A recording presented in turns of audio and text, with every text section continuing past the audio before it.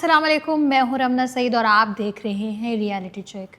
اکثر جب ہم نیوز دیکھتے ہیں تو ہمیں سیاسی تنازعات، معاشی چیلنجز اور مسائل نظر آتے ہیں، لیکن ہر روز کچھ ایسی خبریں بھی سامنے آتی ہیں جو امید، ترقی اور بہتری کا پیغام دیتی ہیں۔ آج کے پروگرام میں ہم ایسی 3 پازیٹیو ڈیولپمنٹس کا تجزیہ لیں گے جو پاکستان کے مختلف شعبوں کی نمائندگی کرتی ہیں۔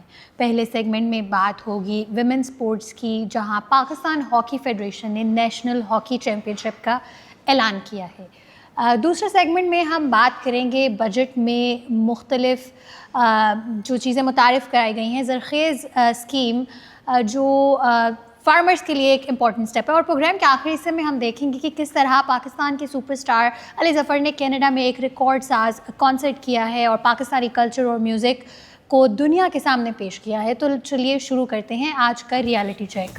نظر ڈالیں پاکستان کے سپورٹس سیکٹر پہ۔ پاکستان ہاکی فیڈریشن نے اگلے مہینے اسلام آباد میں نیشنل ویمن ہاکی چیمپئن شپ کا انعقاد کرنے کا اعلان کیا ہے۔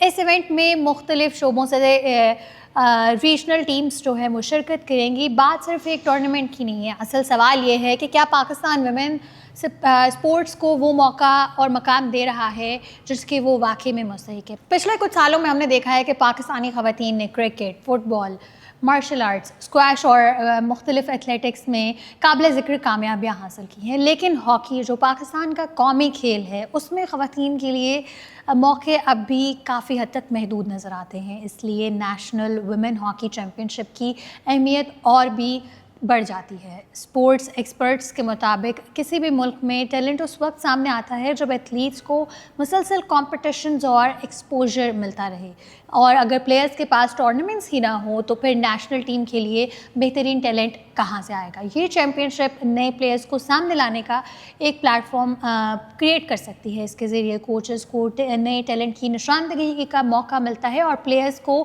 اپنی صلاحیت ثابت کرنے کا ایک چانس بھی۔ ایک اور اہم پہلو یہ ہے کہ صرف اسپورٹس میڈلز جیتنے کا نام نہیں، اسپورٹس کانفیڈنس پیدا کرتی ہیں، لیڈرشپ سکلز سکھاتی ہیں، اس کے ساتھ ہی ساتھ ٹیم ورک کو بھی مضبوط بناتی ہیں، اور سب سے بڑھ کر صحت مند معاشرے کی بنیاد بھی اسپورٹس ہی رکھتی ہیں۔ جب بھی کسی چھوٹے شہر یا گاؤں کی لڑکی نیشنل لیول پر ہاکی کھیلے گی تو وہ دوسری لڑکیوں کے لیے بھی ایک مثال بنے گی۔ اسی طرح ویمن اسپورٹس کا دائرہ وسیع ہوتا چلا جائے گا اور دنیا بھر میں ویمن اسپورٹس کی پاپولیرٹی میں اس وقت کافی حد تک اضافہ ہو رہا ہے۔ فٹ بال ورلڈ کپ سے لے کر اولمپکس تک خواتین ایتھلیٹس نئے ریکارڈز قائم کر رہی ہیں۔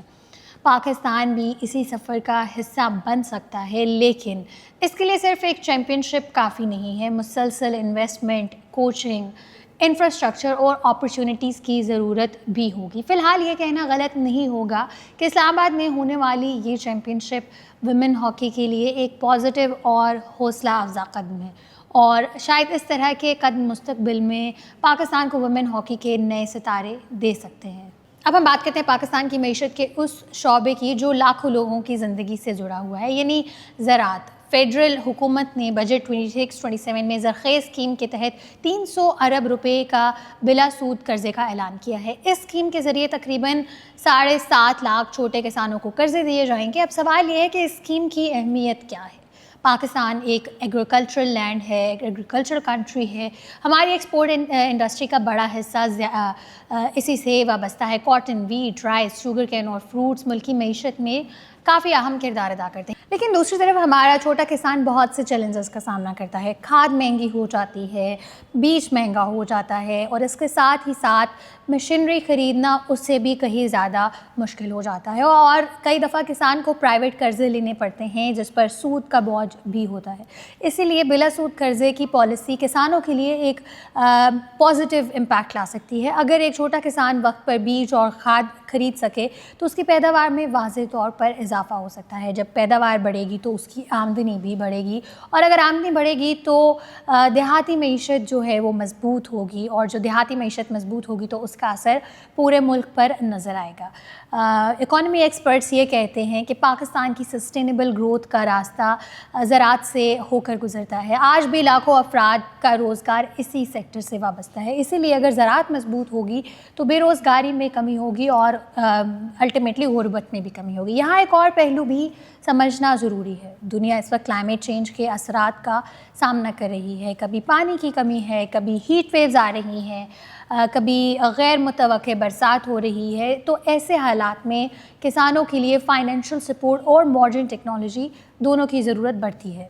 زرخیز اسکیم کو اگر ٹیکنالوجی اور ٹریننگ کے ساتھ جوڑ دیا جائے تو اس کے نتائج اور بھی مزید بہتر ہو سکتے ہیں. یعنی صرف قرضے دینے کا پروگرام نہیں بلکہ زراعت کو مضبوط کرنے کی ایک بڑی اسٹریٹجی کا حصہ بن سکتا ہے. اب دیکھنا یہ ہے کہ اس اسکیم کا امپلیمنٹیشن کتنا مؤثر ہوتا ہے, لیکن اناؤنسمنٹ کی حد تک اگر دیکھا جائے تو یہ چھوٹے کسانوں کے لیے ایک امید کا اضافہ تو ہے, اور یہ پیغام بھی ہے کہ پاکستانی معیشت میں کسان کی اہمیت کو تسلیم کیا جا رہا ہے. اب ہم پروگرام کے آخری سیگمنٹ کی طرف چلتے ہیں. پالیٹکس اور اکنامکس کے علاوہ کسی بھی ملک کی پہچان اس کے کلچر اور آرٹس سے بھی ہوتی ہے. اسی حوالے سے ایک دلچسپ خبر کینیڈا سے سامنے آئی ہے. پاکستان کے مشہور سنگر علی ظفر نے کینیڈا کے سیلیبریشن اسکوائر میں ایک یادگار کانسرٹ پرفارم کیا. رپورٹس کے مطابق تقریباً 45,000 لوگوں نے اس کانسرٹ کو اٹینڈ کیا.